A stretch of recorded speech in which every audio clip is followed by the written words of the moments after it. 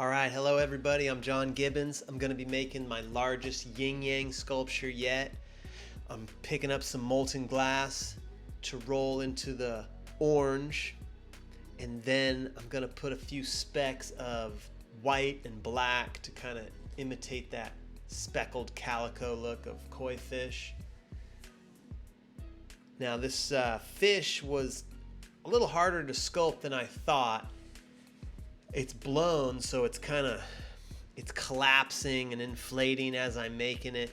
I think next time I might just make it solid, but here it is. I'm shaping it with the paper, and now I'm going to start shaping the head and the eyes.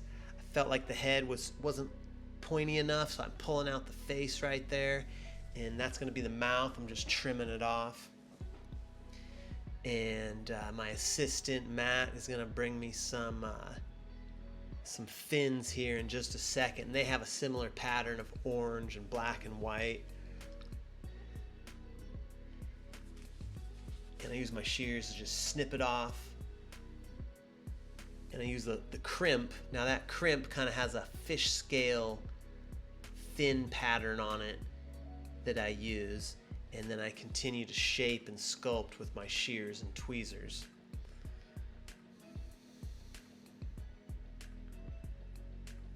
I'm going to put another fin on the other side. And yeah, I really love that crimp. It's from Italy. A friend of mine gave it to me. Not sure the brand, but it really helps with the scaly anatomy of the fish. And luckily we were filming on a nice sunny day, and we got a lot of sun on the glass. That always helps with the visual. So I'm just trying to detail those fins. I was looking at the image as I'm sculpting it, and I feel like they're much more square and frayed. So that's what I'm doing. Now I'm putting on the eyes. I'm using a little bit of white.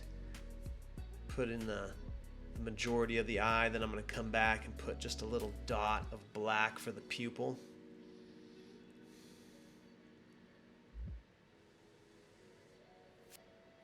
What I really like is the white on the fish. You can see it starts to get this kind of gray halo, kind of like the koi themselves. Sometimes they look really beat up. They get old. I don't know how long they live to be, but they'll be in ponds for years and years, and they get big. 20 pounds. And so that kind of tattered look, I'm trying to go with that tattered look of the koi fish.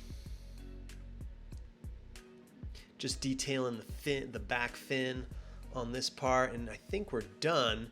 So we're just going to cut it off the punty and put it into a 1,000 degree oven to cool off. Now I'm going to make the white fish. And I'm doing a similar pattern, but I'm going to make the mouth of this one open. I kind of feel like it gives it a better look. If you ever looked into a koi pond, they always kind of have a big gulping look on their face as they eat the food or the bugs. I did the back fin a little different on this one. Made it in one part. Now I'm just kind of detailing the back there.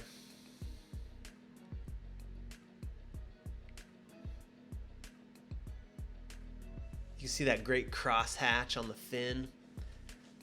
That was just from crimping it twice. So there it is. We're putting it in the 1,000 degree oven with the other koi. And now we're going to start the base, which I've made a few of these sculptures, but I haven't combined the two. So I make another sculpture with a hole in it.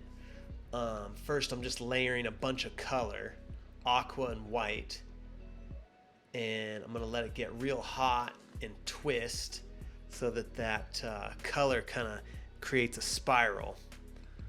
You'll see later on in the sculpture where it pops out.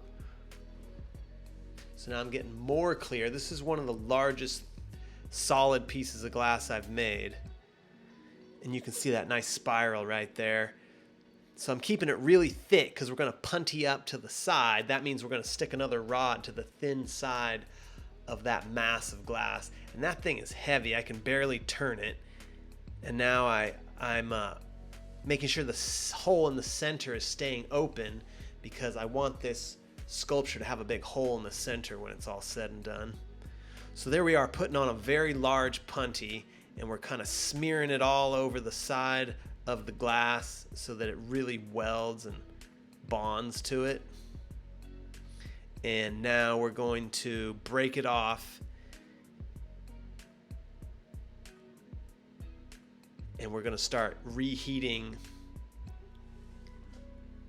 that whole thing.